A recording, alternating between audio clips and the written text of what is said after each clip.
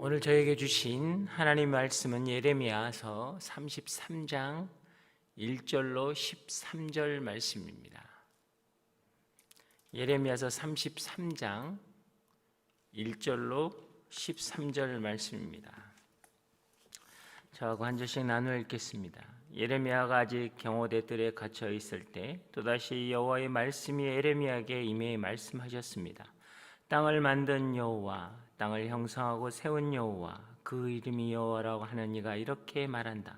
내게 부르짖으라. 그러면 내가 내게 대답하겠고 내가 알지 못하고 크고 비밀스러운 일들을 내게 알려줄 것이다. 흙 언덕과 칼의 대항에 붕괴된 이 성읍에 있는 집들과 유다 왕 집에 대해 이스라엘의 하나님 여호와가 이렇게 말한다. 그들이 갈대아 사람들과 싸우기 위해서 왔지만 내가 진노와 분노로 죽인 사람들의 시체로 이 성읍을 채울 것이다. 이는 그들의 모든 죄악으로 인해 이 성읍에서 내가 내 얼굴을 숨긴 것이기 때문이다. 그러나 보라, 내가 이 성읍에 건강과 치유를 가져올 것이다. 내가 그들을 치료해 그들에게 풍성한 번역과 안정을 드러내 보일 것이다. 내가 유다의 포로들과 이스라엘의 포로들을 돌아오게 하고 그들을 처음과 같이 세울 것이다. 그들이 내게 저지른 모든 죄악을 내가 그들에게 다 씻어내고 그들이 내게 저지른 모든 죄악과 나에 대한 반역을 내가 용서할 것이다. 그러면 내가 그들을 위해 준 모든 복들이 대대 땅 위의 모든 민족들이 듣고 이 성읍은 내게 기쁨과 찬양과 영광의 이름이 될 것이다. 내가 이 성읍에 제공하는 모든 복과 모든 평안으로 인해 그들이 두려워하고 떨 것이다. 여호와가 이렇게 말한다. 이곳은 사람도 짐승도 없는 황무지다 라고 너희가 말하고 있는 이곳에 황폐하게 돼 사람도 동물도 살지 않게 된 유다 성읍들과 예루살렘 거리에 다시 소리가 들릴 것이다. 그것은 기쁨의 소리와 즐거움의 소리이고 신랑의 소리와 신부의 소리이고 만군의 여호와께서 감사를 드리라. 여호와는 선하시고 그분은 인자는 영원하기 때문이라고 말하며 여호와의 집에 감사의 제물을 드리는 사람들의 소리다. 이는 내가 이 땅의 포로들을 처음과 같이 돌아오게 할 것이기 때문이다. 여호와가 말한다. 만군의 여호와가 이렇게 말한다. 황폐하게 돼 사람이나 짐승이 살지 않는 이 모든 성읍에 양떼를 눕게 할 목자의 목초지가 다시 생길 것이다. 산간지대의 성읍들과 서쪽 평원의 성읍들과 남쪽 성읍들과 베냐민 땅과 예루살렘 주변 지역과 유다의 여러 성읍들에서 양떼가 양의 숫자를 세는 사람의 손 아래서 다시 지나가게 될 것이다. 여호와가 말한다. 아멘. 예레미야는 하나님께서 말씀하신 메시지를 가감없이 전하다 많은 고초와 박해를 당했습니다. 그는 결혼도 하나님을 위해서 포기했으며 가족과 동네 사람들에게까지 배척을 받는 깊은 고독과 고립에 견뎌야만 했습니다. 예루살렘이 멸망할 것이라는 예언 때문에 성전 총감독에 의해 매를 맞고 형틀에 묶임을 당했으며 옥에 갇히는 순환을 당했습니다. 그럼에도 불구하고 예레미야는 눈물의 선지자라고 불리는 이유는 자기를 핍박하는 이스라엘 민족을 사랑하는 하나님의 마음을 알고 있었기 때문입니다. 여러분, 사랑은 그래서 감정이 아니라 의지인 것입니다. 사랑은 내가 편하게 길들이는 것이 아니라 그것에 물드는 것입니다. 예수 그리스도의 십자가의 사랑, 그것이 내 마음 가운데 새겨졌을 때 그것을 통해서 우리는 세상을 바라볼 수 있다라는 것입니다. 그 하나님의 사랑, 오늘 그 사랑을 통해서 우리가 다시 한번 어떻게 기도해야 하는지를 오늘 성경 본문은 이야기해 주고 있습니다. 1절 말씀 보면 1절 예레미야가 아직 경호대 뜰에 갇혀 있을 때 또다시 여호와의 말씀이 예레미야에게 임해 말씀하셨습니다 라고 되어 있습니다. 아직 갇혀 있을 때라고 하는 말은 이미 32장과 연결되는 말씀입니다. 하나님의 말씀이 선포되었지만 여러분 갇혀 있다라는 것, 그것은 아직 이스라엘 백성들은 그 말씀을 듣지 않고 있다라는 것이죠. 하나님의 첫 번째 말씀이 선포되었지만 여러분 상황이 변화되지 않았다라는 거예요. 그런데 하나님의 말씀이 두 번째로 임하게 된 것입니다. 여러분 선지자는 하나님의 성전에 있어야 합니다. 그런데 이 선지자가 지금 감옥에 있습니다. 예레미야는 사람들로부터 고통과 배척을 당했지만 하나님은 오늘 예레미야에게 찾아오셨습니다. 그리고 오늘 본문에서는 계속적으로 여호와가 이렇게 말한다라고 하면서 이스라엘의 회복을 선포하고 있는 것입니다. 상황은 변화되지 않고 고통과 아픔은 계속 지속되고 있지만 여러분 하나님의 말씀이 선포된다면 그것은 희망이라는 것입니다. 하나님의 임재가 있는 그곳은 그가 감옥이라고 할지라도 하나님이 성소로 바꾸신 것입니다. 그리고 계속적으로 말씀을 선포하신 거예요. 황폐된 곳에 너희가 처음과 같이 다시 살 것이다. 그리고 기쁨의 소리, 즐거움의 소리, 목초지에 양떼들이 지나다닐 것이다 라고 말씀하고 계시는 거예요. 감옥은 갇힌 것이고 고통과 아픔과 수치와 억울한 것이고 아무것도 할 수 없는 것이지만 하나님의 말씀이 임하면 그곳에서 이스라엘의 미래가 시작되었다라는 거예요. 왕이 있는 왕궁도 제사장이 있는 성전도 아니라 감옥에서 이스라엘의 소망과 회복이 선포되었다라는 것입니다. 죄악을 씻겨낼 것이고 내가 용서할 것이다 라는 거예요. 사랑하는 여러분, 이 땅의 소망과 회복의 시작은 말씀이 있는 예배에서부터 시작되는 거예요. 여러분이 지키고 드리는 예배는 이 땅의 미래가 된다라는 것입니다. 왜 중국에서 교회가 문을 닫고 불이 태워지고 선교사들이 쫓겨날까요? 그들이 정부를 전복하려는 어떤 테러 집단이고 그들에게 어떤 무서운 것이 있기 때문일까요? 아니에요. 사단은 분명히 그것을 아는 거예요. 예배가 시작되고 말씀이 선포되면 그들의 미래가 바뀌는 거예요. 그들의 인생이 달라지는 거예요. 그걸 너무나 잘 안다라는 겁니다. 사랑하는 여러분, 이 땅의 회복은 말씀이 선포되는 예배의 자리에서부터 시작되는 거예요. 우리의 미래는 우리가 붙잡고 있는 어떤 우리의 계획과 우리의 생각과 우리의 기대에서 되는 것이 아니라 하나님의 말씀으로부터 된다라는 것입니다. 그래서 예레미야서는 계속 그 이야기를 하는 거예요. 29장 11절에 보면 여호와의 말씀이니라 너희를 향한 내 생각을 내가 아나니 평안이요 재앙이 아니라 너희에게 미래와 희망을 주는 것이다 라고 기록되어 있는 거예요. 희망이 무엇입니까? 하나님의 말씀이 곧 희망이라는 거예요. 신앙인들의 삶에서 최악의 상황은 무엇입니까? 말씀이 끊어지는 것입니다. 아무리 힘들어도 하나님의 말씀이 임하면 희망이 있는 거예요. 어려운 상황 가운데 있을 때 문제로부터 빠져나오려고 여러분 생각하는 것보다 하나님의 말씀을 기다려야 한다라는 것입니다. 그 말씀이 우리를 살리기 때문이에요. 그 소망을 가지고 나아가는 저와 여러분이 되길 주의 이름으로 축복합니다. 2절에 보면 땅을 만든 여호와, 땅을 형성해서 세운 여호와, 그 이름이 여호와라 하는 이가 이렇게 말한다라고 되어 있어요. 하나님이 누구신지를 여러분 소개하고 있습니다. 신앙에서 하나님을 아는 것보다 위대한 일은 없는 것입니다. 그 하나님을 알 때 우리는 새로운 여정을 시작할 수 있기 때문이에요. 오늘 성경은 하나님이 어떤 분이라고 이야기합니까? 하나님께서는 땅을 만든 여호와, 땅을 형성한 세운 여호와, 그 이름이 여호와라라고 되어 있어요. 이 단어들은 창세기 1장에 천지를 창조하실 때 쓰셨던 표현들입니다. 창조주라는 의미이죠.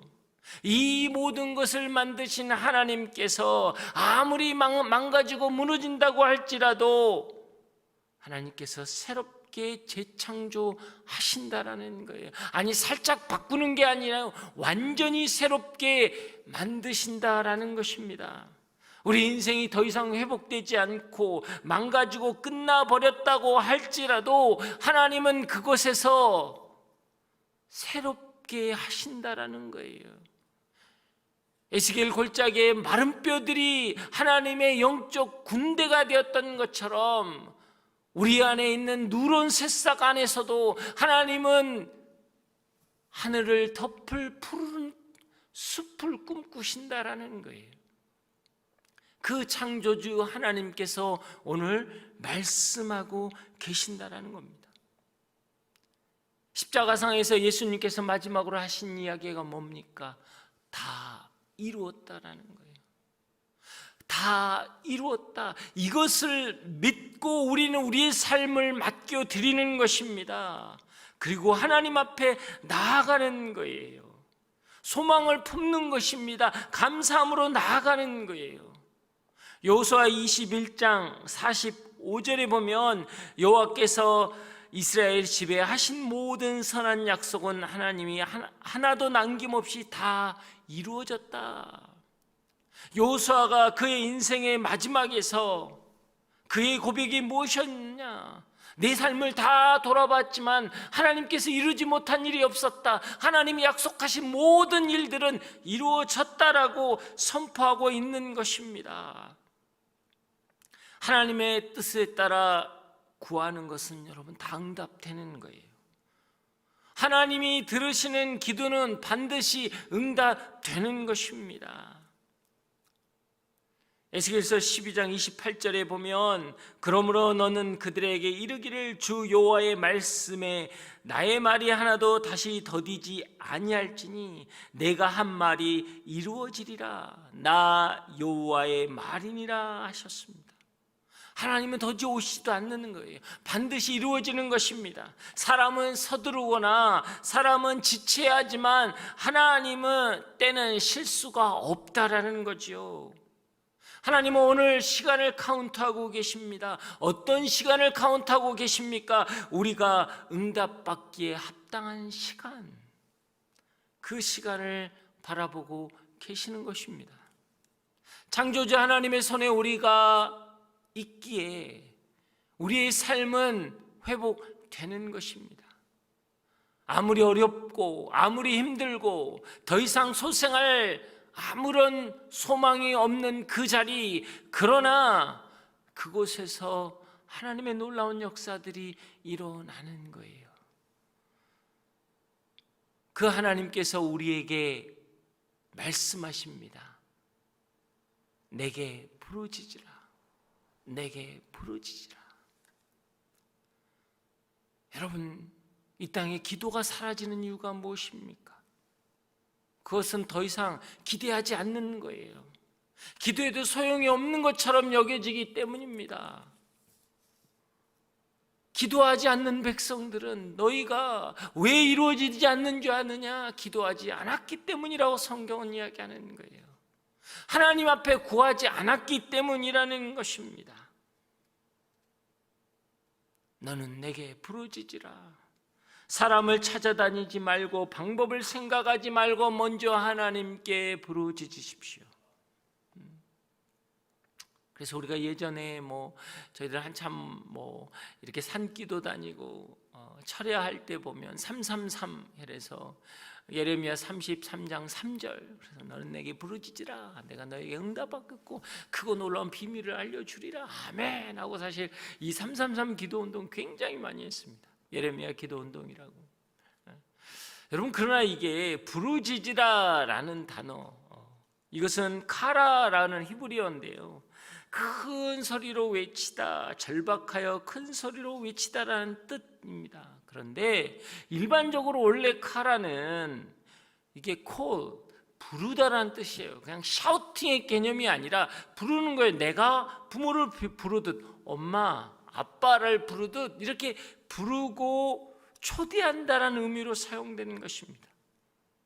이것은 무엇을 이야기하냐면, 부르짖다라는 것은 어떻게 부르짖는지 그 행위의 간절함이 중요한 게 아니라는 거예요. 소나무를 뽑고 금식을 하고 철회를 하는 게 아니라 내가 부르는 대상이 누구인가가 중요하다라는 것입니다.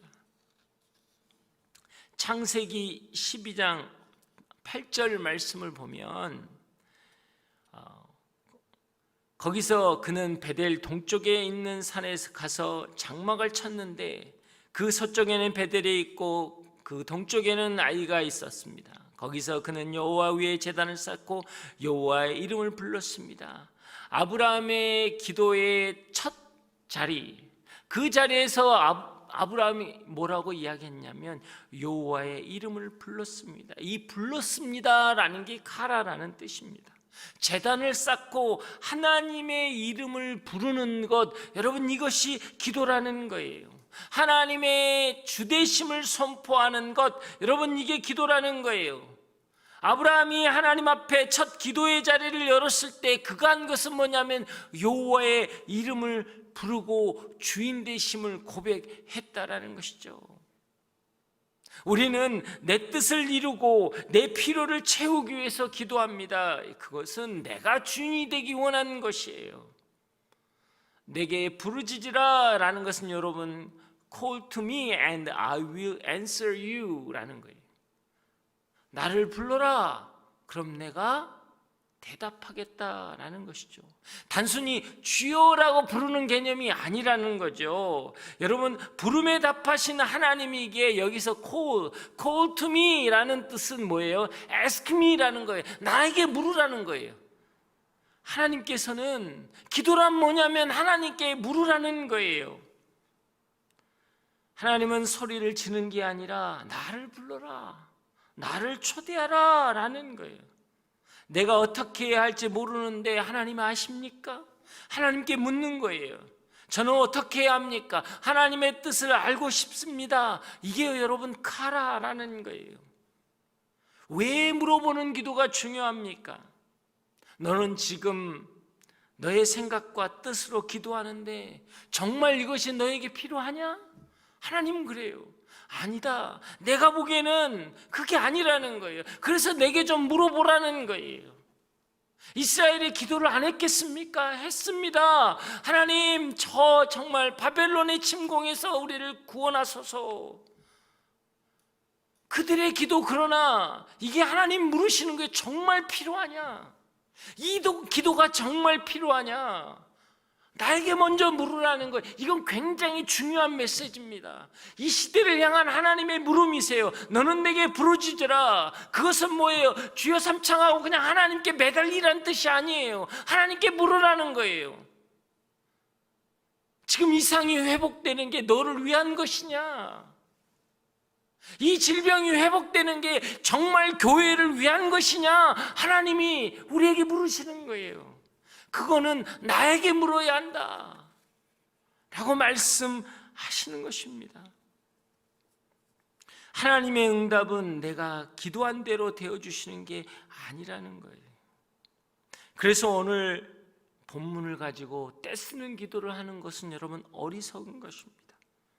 하나님이 사람에게 하나님이 주신 기도 제목은 무엇입니까? 너는 내 뜻과 내 마음을 알아서 내 백성에게 외치라는 거예요.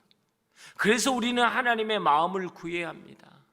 이 백성을 향한 하나님의 마음이 무엇입니까? 라고 물으면 그 마음을 알게 되고 그것을 통해 그 이스라엘 백성에게 선포할 수 있는 거예요. 왜? 하나님의 마음을 알기 때문에.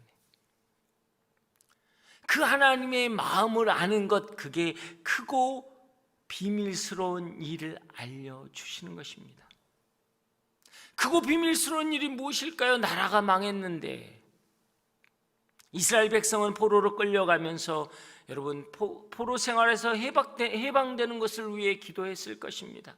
문제가 생기면 문제를 해결하기 위해서 기도하는 건 어떻게 보면 당연하게 생각될 것입니다. 그러나 기도를 하게 되면 문제에 처한 상황을 맞이하게 되면 우리는 더 깊은 본질 가운데 들어갈 수 있다는 거예요. 그게 크고 비밀스러운 일이라는 것입니다. 이스라엘 백성들이 기도했지만 그들은 더 깊은 곳까지 들어간 게 뭐예요? 자신들이 겪고 있는 이 고통은 무엇이냐? 우리의 조상들이 우상을 숭배하고 그리고 죄악 가운데 있었기 때문에, 하나님의 말씀 안에서 멀어졌기 때문에 일어난 일이다라고 그들이 깨닫게 되는 거예요. 성전 중심의 신앙생활을 하던 그들에게 성전이 무너지자 신앙 자체가 다 무너졌습니다. 그럴 때 선지자들이 나와서 하나님의 말씀이 그들의 가슴 속에 들어가서 그들을 인도하는 빛이 되도록 하셨다라는 거예요. 하나님은 성전에만 계시는 게 아니라 모든 곳에서 계신다. 그 임마누엘의 하나님, 전지전능한 하나님이 우리와 함께 계신다라고 말씀을 선포하기 시작하는 거예요. 선지자들의 말씀이 선포되는 것은 성전 중심이었던 그들에게 말씀의 중심으로 가게 하셨다라는 거예요. 그 결과 어떻게 됐습니까? 포로기의 동안에 기록된 성경은 구약의 많은 부분을 차지하게 되었다라는 거예요. 느헤미야, 에스더, 수많은 다니엘서, 많은 성경들이 사실 이 포로 시대에 써졌다라는 거예요.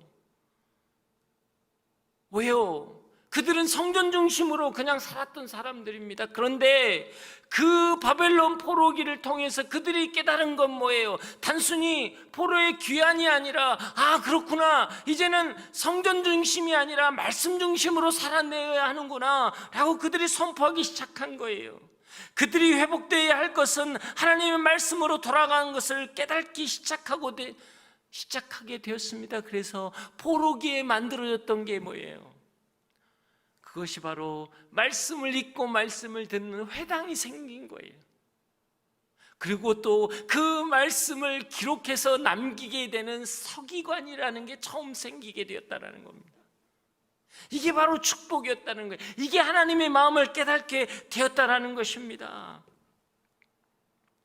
그래서 다니엘은 바벨론 포로로 잡혀가서도 성전이 멀어지고 성전에 갈 수 없었음에도 불구하고 자기에게 주어진 삶의 형편 가운데서도 예루살렘을 향해 창문을 열고 기도하기 시작했다라는 거예요. 자기의 정체성을 지켜갔다라는 것입니다. 공간적으로는 떨어져 있지만 영적으로는 이어져 있다라는 것입니다. 사랑하는 여러분, 코로나를 통해서 예배당 예배를 드릴 수 없는 우리의 상황과 형편, 그러나 어쩌면 지금까지 우리는 건물 중심의 신앙생활을 해왔는지 모르겠습니다. 이제는 지금이야말로 정말 말씀 중심의 신앙생활을 할 수 있는 시기라는 것입니다. 성전의 신앙이 아니라 생활의 신앙이 되어야 한다라는 거예요. 우리는 지금까지 우리의 믿음과 우리의 신앙을 교회에서 증명하였지만 이제는 삶에서 증명하라는 거예요.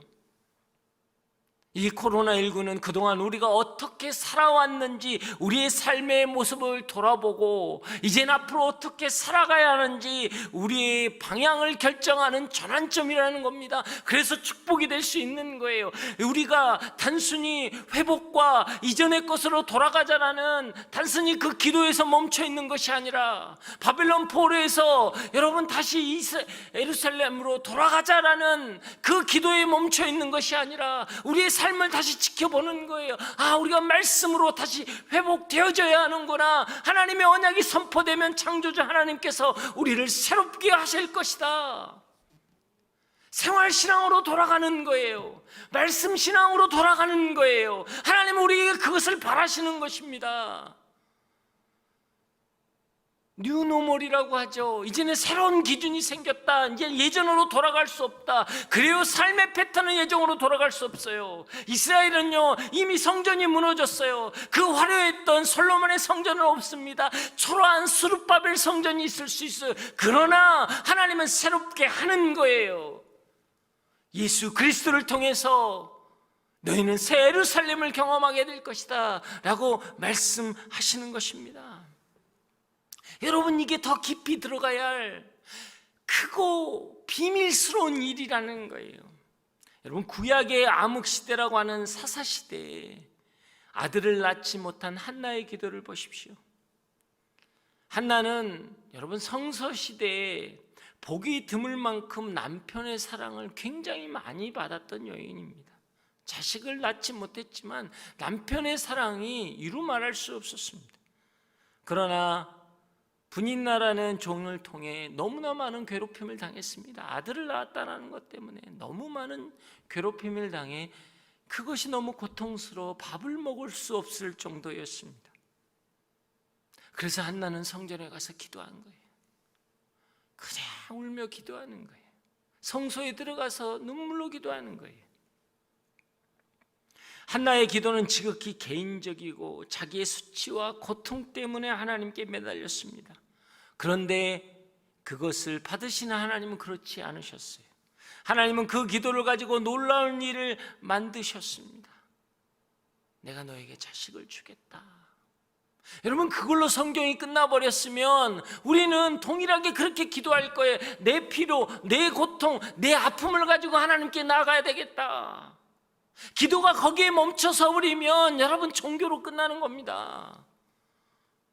그러나 그렇지 않다라는 거예요. 기도는 영적 호흡이고 기도는 하나님과 대면이기 때문에 우리가 기도 가운데 나아가면 우리의 필요를 가지고 나아갈 수 있어요. 우리의 애통함과 우리의 간절함으로 나아가지만 하나님과 대면하게 되면 크고 놀라운 비밀한 일들을 우리는 깨닫게 된다라는 거예요. 그것이 무엇이었습니까? 한나의 기도는 거기서 끝나지 않고 하나님께 자신의 심령을 토해놓는 동시에 그 시대를 향한 하나님의 마음을 깨닫게 되는 것입니다. 아들을 달라고 기도했는데 하나님과 심정이 통한 거예요. 한나의 기도는 자신의 불임의 슬픔을 통해서 이 시대를 바라보는 하나님의 슬픔을 보게 된 것입니다. 말씀이 끊어지고 온갖 죄악 속에서 자기의 소견이 옳은 대로 행하는 세상에서 자기의 불임처럼 하나님의 말씀을 올바르게 전할 하나님의 사람이 없다라는 거예요. 마치 자기가 자녀를 못 낳는 것처럼 하나님의 사람을 낳지 못하는 하나님의 애통함을 그녀가 깨달았다라는 것입니다. 그래서 고백하는 게 무엇입니까? 사무엘상 1장 10절에서 11절 말씀을 보면 한나는 마음이 너무나 괴로워 울고 또 울면서 여호와께 기도했습니다. 그리고 맹세하면서 말했습니다. 전능하신 여호와여, 만약 주께서 주의 종의 비참함을 굽어보셔 저를 기억하시고 주의 종을 잊지 않고 제게 아들을 주신다면 제가 그 평생을 여호와께 바치고 결코 그 머리에 칼을 대지 않겠습니다. 주시고 바치고, 여러분 그걸 굉장히 일반적으로 이해되는 신앙의 모습입니다. 주시면 내가 바치겠습니다. 여러분, 그러나 주시고 바치고의 원어의 뜻은 나탄이에요. 같은 단어입니다. 주시고 바치고는 나탄 같은 뜻이라고요. 무엇을 의미하는 것입니까? 한나가 가지고 있는 하나님을 향한 믿음의 핵심은, 하나님은 내 배우자도 알지 못하는 내가 겪고 있는 그 마음의 아픔과 고통과 상함을 아시고 나는 이 시대를 향한 하나님의 마음과 간절함을 헤아려 드린다라는 게 나탄이에요. 하나님은 내 마음 아시고 나는 하나님의 마음을 헤아려 드리는 것, 이게 나탄이라는 거예요. 한나가 살던 시대는 사사기로 도덕적으로 영적으로 타락이 극치에 달았습니다. 백성들은 자기의 소견대로 옳은 행동을 했던 시대예요. 그래서 하나님은 어떻게 고백했습니까? 그들이 너를 버린 게 아니라 나를 버려 내가 그들의 왕이 될 것을 거부한 것이다. 하나님 두기 싫어해서 하나님을 버렸다라는 거예요. 하나님은 이 타락한 시대에 하나님의 마음을 헤아렸다라는 거예요. 이게 나탄이에요. 여러분, 기도 가운데 들어가면 크고 놀라운 비밀, 그것을 깨닫는 게 뭐냐면, 나의 마음을 가지고 갔어요. 이 고통, 이 아픔, 이 애통함, 그런데 그것을 통해서 하나님의 애통함을 내가 깨닫게 되는 거예요. 나도 이렇게 괴롭게 힘들고 어려운데 사랑하는 자녀를 이 땅 가운데 허락하시면서 그 고난과 아픔을 허락하신 이유가 뭐냐라는 거예요. 자기의 소견대로 하는 이 세상, 하나님의 말씀을 전할 자가 없는 이 세상, 그래서 한나의 불임 속에서 하나님 내 전할 자가 없는 그 불임의 현상을 한나가 깨달았다라는 것입니다. 우리의 기도는 하나님의 마음을 헤아리는 거기까지 가는 거예요. 그런데 우리의 기도에는 그게 빠진 거예요. 나의 간구만 있지 하나님의 마음을 알지 못한다라는 것입니다. 여러분, 우리의 예배, 우리의 기도가 회복돼야 될 게 이 자리라는 거예요. 그 놀라운 비밀이 무언가요? 그 다음 본문 보면 예수 그리스도를 말합니다. 예수 그리스도 가지 한 가지가 나오니 그것을 통해 이스라엘이 회복될 것이다. 그게 복음이잖아요. 복음이 왜 이 땅 가운데 왔습니까? 죄악으로 물들어 있는 그들을 하나님이 사랑하시고 죽기까지 그들을 회복하겠다는 하나님의 마음이잖아요. 그 하나님의 마음을 모르고 우리가 십자가를 대한다면, 그 사랑을 대한다면 우리는 이 땅에서 아직도 나의 삶을 위해서 간구로 끝날 거라는 거예요. 이 고통의 시간이 언제 끝납니까? 바벨론 포로 생활이 언제 끝납니까? 그걸로 애통하며 끝나버린다면 너무나 안타까운 거예요.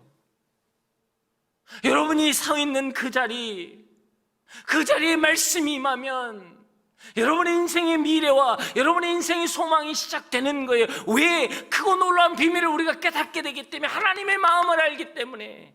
그 마음을 깨달으면 우리는 드릴 수 있는 거예요. 나타아니에요. 하나님이 주시면 내가 드리겠습니다. 이게 똑같은 마음이라는 거예요. 내 삶을 드릴 때 하나님의 역사가 일어나는 것입니다. 여러분, 한나가 아들을 받고 나서 고백한 게 아니에요. 머리에 삭도를 대지 않겠습니다. 그 마음을 알았기에 그 입술에 고백이 이루어지는 것입니다. 이 땅의 교회들이 지금 우리가 해야 할 게 뭐예요? 하나님의 마음이에요. 이 땅을 향한 하나님의 마음을 깨닫는다면 우리는 달라질 것입니다. 상황을, 시스템을, 환경을 바꾸는 게 중요한 게 아니라 하나님의 마음을 안다면 우리의 태도는 달라지는 거예요. 그 은혜가 여러분 가운데 길 축복합니다. 너는 내게 부르짖으라. 하나님께 물으세요. 내가 어떻게 해야 합니까? 내 자녀 내가 어떻게 해야 합니까? 내 가정 내가 어떻게 해야 합니까? 내 인생 내가 어떻게 해야 합니까? 하나님께 물으세요. 하나님께서 크고 비밀스러운 일을 여러분에게 보일 것입니다. 그 은혜가 여러분 가운데 있길 주의 이름으로 축복합니다. 오늘 시간 우리가 기도하며 나아가기를 원합니다. 사랑의 하나님 아버지, 그렇습니다. 하나님, 정말 주님 안에 우리가 다시 한번 서기를 원합니다. 우리도 모르게 성전 중심으로 살았습니다. 건물 중심으로 살았습니다. 오늘 하나님은 말씀 중심으로 돌아오라 하십니다. 너는 내게 물으라라고 말씀하십니다. 하나님, 저희는 묻지 않고 하나님의 답만 구했습니다. 이 상황을 해결할 수 있는 당신의 답만 구했습니다. 하나님이 왜 이 상황을 주셨는지, 하나님이 왜 내가 그 자리에 서 있어야 되는지 하나님, 저희는 묻지 않았습니다. 그냥 샤우팅, 고통스럽다고 부르짖기만 했습니다. 요청의 기도가 아니라 물음의 기도를 하라는 거예요. 오늘 이 시간 요청의 기도가 아니라 하나님의 마음을 묻고 하나님의 뜻을 묻고 하나님의 때를 믿는 우리의 기도가 바뀌게 하여 주시옵소서. 주님, 우리 가운데 역사하여 주시옵소서. 다 함께 주여 외치고 기도합니다. 주여! 사랑의 하나님 아버지, 그렇습니다. 사람은 서두르고 사람은 지체하지만 하나님의 때는 실수가 없음을 고백하며 나아갑니다. 오늘 이 시간 부르짖으라, 카라, 나를 불러라라고 말씀하신 하나님, 너는 요청하는 기도가 아니라 묻는 기도를 하라라고 말씀하신 하나님, 나를 불러다오, 나를 초대해다오. 하나님이 우리에게 물으십니다. 주님, 그렇습니다. 하나님, 내가 어떻게 해야 합니까? 내 자녀와 내 삶의 터전과 내 가족, 내가 어떻게 해야 합니까? 이 상황에서 나는 어떻게 해야 합니까? 하나님, 그 하나님의 마음을 알게 하여 주시옵소서. 너는 내 뜻과 내 마음을 알아서 내 백성에게 외치라라고 했던 하나님의 음성을 예레미야가 들었듯이, 그래서 자기를 핍박하고 자기를 고통스럽게 했던 그 영혼들을 향해 눈물로 기도했듯이, 하나님, 우리에게 필요한 것이 바로 그렇습니다. 우리는 그 하나님의 마음을 알고 이 땅을 향한 눈물의 기도가 있어야 합니다. 그 하나님의 마음을 알게 이 땅에 우리는 담대하게 선포해야 합니다. 하나님 말씀에 집중하게 하여 주시옵소서. 하나님께서 이루실 일들을 하나님 우리가 기대하며 나가게 하여 주시옵소서. 다니엘이 성전을 갈 수 없고 성전은 멀어져 있지만 자기가 주어진 그 형편 가운데서도 문을 열고 성전을 향해 기도했듯이, 하나님, 우리의 영혼이 하나님 나라를 위해 기도하는 역사가 있게 하여 주시옵소서. 우리의 것을 붙드는 것이 아니라 하나님의 것을 붙들게 하여 주시옵소서. 주님, 역사하여 주시고 인도하여 주시옵소서. 주여, 붙들어 주시옵소서. 사랑의 하나님, 이 코로나19의 상황, 그동안 우리가 어떻게 살아왔는지 돌아볼 수 있는 삶의 모습, 이제는 어떻게 살아가야 할지를 결정해야 할 그 반환점임을 우리가 고백합니다. 한나처럼 지극히 개인적이고 자신의 수치와 고통 때문에 하나님께 매달렸지만, 그의 기도는 간구로 끝난 것이 아니라 그의 기도는 하나님의 마음을 깨닫고 드리는 것으로 끝났습니다. 하나님이 주시면 내가 바치겠습니다. 나탄. 나의 마음을 하나님께 드렸지만 하나님의 마음을 깨달았기에 내가 다시 한번 하나님 앞에 나오기를 원합니다. 하나님, 그 마음이 우리 안에 회복되게 하여 주시옵소서. 이 시대를 향한 하나님의 마음을 알기를 원합니다. 나를 향한, 내 자녀들을 향한, 내 가정을 향한 하나님의 마음을 깨닫기를 원합니다. 이미 예수 그리스도를 통해서 하나님께서는 우리에게 주셨습니다. 이제는 내가 드리겠습니다. 나의 마음을, 나의 삶을, 나의 기도를 드릴 때 하나님 거룩한 역사가 일어나게 하여 주시옵소서. 다시 한번 주여 외치고 기도합니다. 주여! 사랑의 하나님 아버지, 그렇습니다. 하나님, 한나가 기도함을 통해서 그의 마음이 바뀌었던 것처럼 우리의 삶도 그렇게 되기를 원합니다. 아들이 없어 괴로워해 요구하고 절절히 기도하며 주님께 나아갔지만 이제는 하나님께 나 시련으로 내어놓겠다라는 것입니다. 말씀이 끊어진 캄캄한 세상에 하나님의 말씀을 전하는 하나님의 사람을 내어놓겠다라는 것입니다. 이게 부르짖는 그 크고 놀라운 비밀이 일어나는 일입니다. 하나님, 그렇습니다. 이 캄캄한 세상에 하나님의 말씀을 증거할 그 한 사람이 나와야 합니다. 그것을 우리는 드려야 합니다. 내가 그 한 사람이 되겠습니다. 내가 그 한 영혼이 되겠습니다. 하나님, 역사하여 주시옵소서. 내 가정에서 내가 산제사 드려지는 그 영혼이 되겠습니다. 내 삶의 자리에서 하나님의 말씀의 통로가 되는 그 한 영혼이 되겠습니다. 주님, 붙잡아 주시옵소서. 주님, 은혜 내려 주시옵소서. 아버지, 만져 주시옵소서.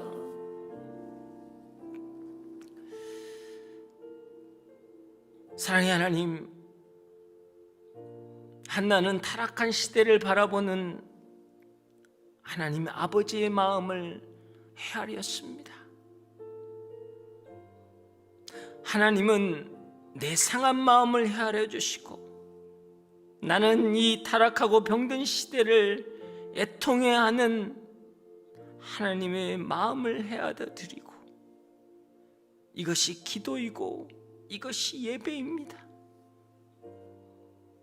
우리는 나의 애통함은 있었지만 하나님의 마음을 헤아려 드리지 못했습니다. 우리의 기도가 바뀌게 하여 주시고 우리의 예배가 다시 한번 회복되게 하여 주시옵소서. 포로 시대에 회당이 세워지고 서기관이란 직책이 만들어지듯 말씀 중심으로 살아낼 때 하나님의 성경은, 그 말씀은 다시 쓰여지는 것입니다. 이 시대에 말씀이 쓰여지는 놀라운 역사가 있게 하여 주시옵소서. 주님 은혜 내려 주시옵소서. 이제는 우리 주 예수 그리스도의 은혜와 하나님의 그 크신 사랑과 성령의 교통하심과 만지심이 나탄 하나님은 나의 고통을 헤아리시고